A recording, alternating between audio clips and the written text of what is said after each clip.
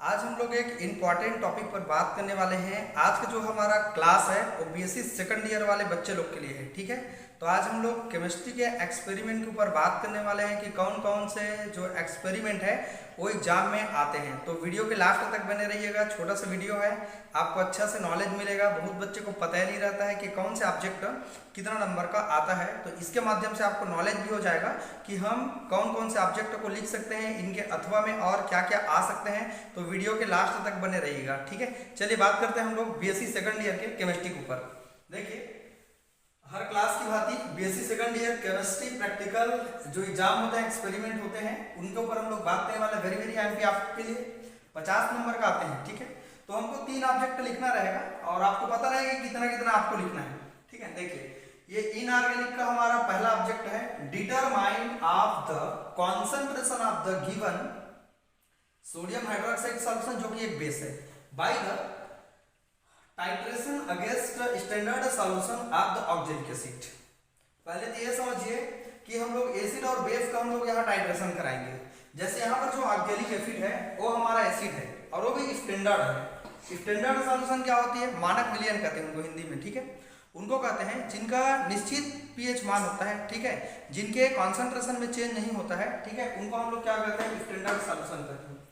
ये जो sodium hydroxide है वो हमारा बेस है, क्षार है। तो क्षार के साथ में अब हम लोग क्या करेंगे? टाइट्रेशन करेंगे। कॉन्सेंट्रेशन को हम लोग यहाँ पर यूज करेंगे। ये हमारा वॉल्यूमेट्रिक एक्सपेरिमेंट है, आयतनात्मक बोलते हैं इसको, ठीक है। तो ये हमारा पहला ऑब्जेक्ट है जो कितना नंबर का आएगा डियर स्टूडेंट? ये 15 नंबर का आपका आएगा, ठीक है। इसी के अथवा में दे सकते हैं आपके teacher आयोडोमेट्रिक estimation of the potassium dichromate and the copper sulphate. Copper sulphate का फार्मूला क्या होता है? CuSO4 होता है, ठीक है। पोटेशियम डाइक्रोमेट का फार्मूला क्या होता है आप जान सकते हैं। एस्टिमेशन का मतलब क्या होता है? आपको एस्टिमेशन करना है आयोडोमेट्रिक थ्रू, ठीक है। तो ये हमारे पास एक ऑब्जेक्ट ये बनेगा, एक ऑब्जेक्ट ये बनेगा। तो हमको अल्फाबेट के नंबर के हिसाब से या फिर नाम के अनुसार से या रोल नंबर के अनुसार से लिखना आपको एक रहेगा, आप ध्यान रखेंगे।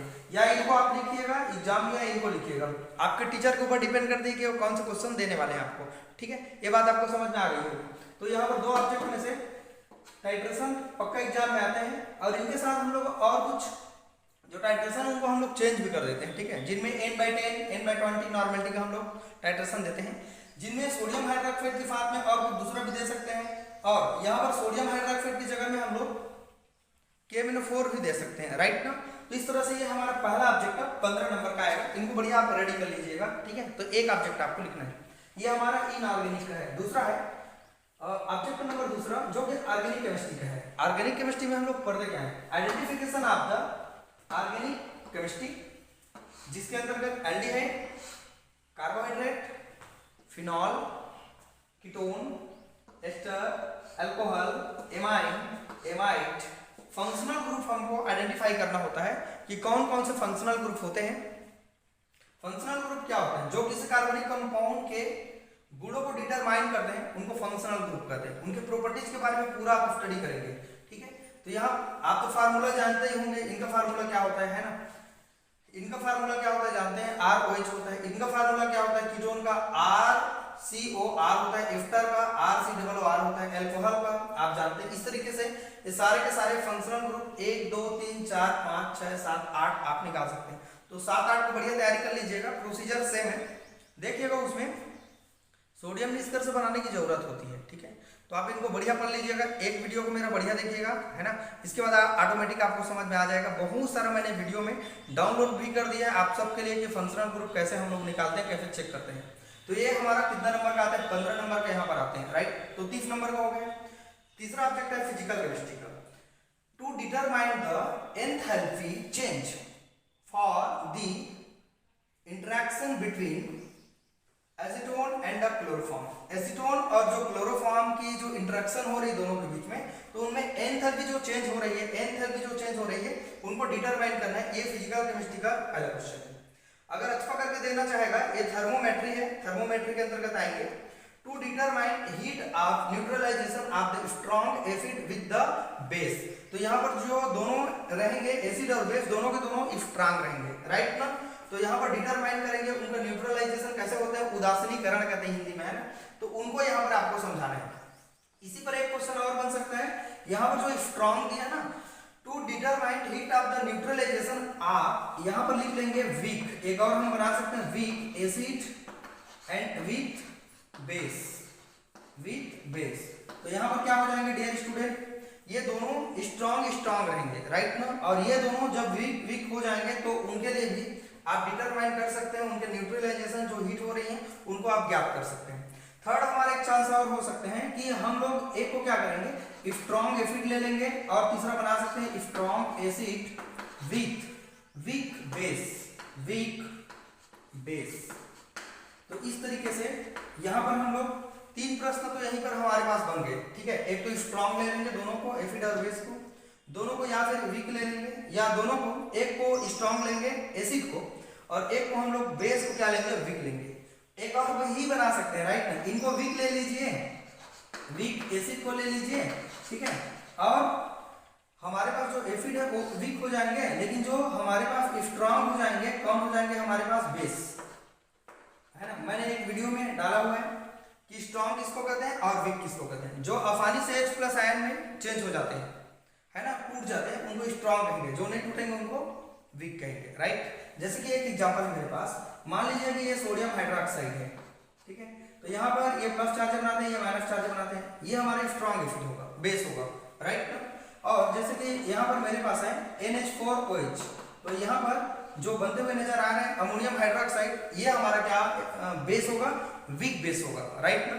तो आप जाके देखिएगा स्ट्रॉन्ग किसको कहते हैं और वीक किसको कहते हैं, राइट ना, ठीक है।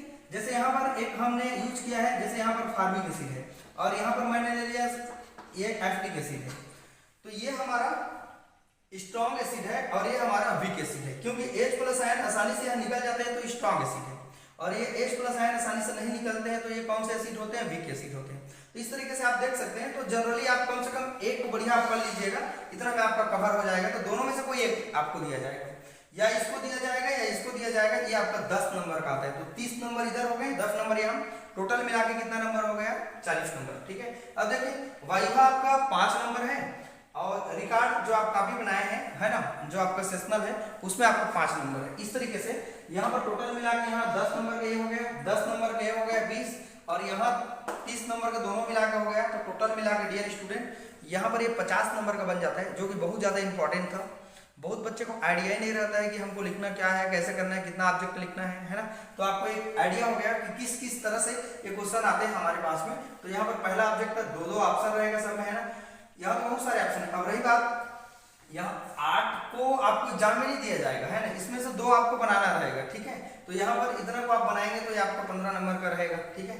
तो इस तरीके से डियर स्टूडेंट हमने इनऑर्गेनिक का 2 क्वेश्चन निकाला है, ऑर्गेनिक का निकाला है ना, फिजिकल का निकाला है। सिलेबस में और ज्यादा दिया है, इसमें और क्वेश्चन दिया है, लेकिन जो हमारे पास लैब में अवेलेबल रहते हैं उस हिसाब से अलग अलग कॉलेज और जो केमिकल आपके अनुसार से होते हैं उनके अनुसार से हम लोग यहाँ देते हैं, ठीक है। और यहाँ पर भी वही रहते हैं जो जनरली, जैसे एमाइड हमारे पास होता ही होता है ना।